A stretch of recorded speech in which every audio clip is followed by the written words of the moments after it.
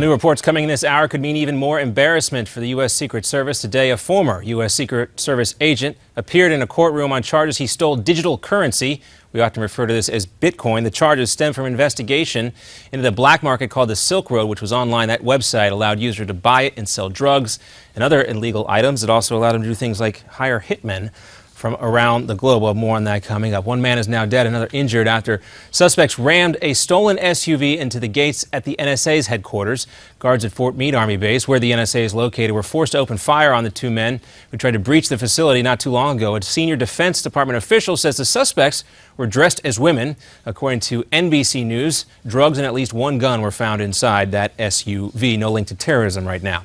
In Massachusetts, prosecutors have rested their case in the Boston Marathon bombing trial. Prosecutors showed jurors graphic autopsy photos showing the wounds that were caused by the Tsarnaev brothers when they set off those homemade bombs near the finish line in 2013. Defense attorneys hope to save Dzhokhar Tsarnaev from the death penalty and will argue that his brother, the older one, was actually the mastermind behind all this. He actually died in the police chase. 3 people were killed in the attacks. More than 260 were hurt. Family members of Robin Williams are headed to a California courtroom to fight over the late comedic actor's estate. Williams' wife says personal items were taken without her permission, but his children say she is trying to rob them of their father's belongings. Williams committed suicide back in August at his home. In Indiana, Republican lawmakers are now revising the language of a new bill, or new law, I should say. They say it does not discriminate against members of the LGBT community.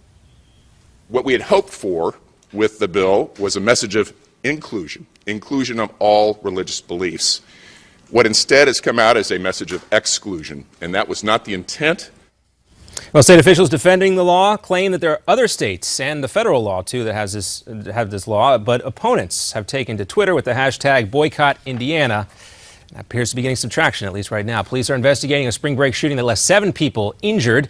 This is the suspect right here. Authorities say David Daniels opened fire at a house party in Panama City over the weekend. Some residents say the popular spring break destination is getting out of control.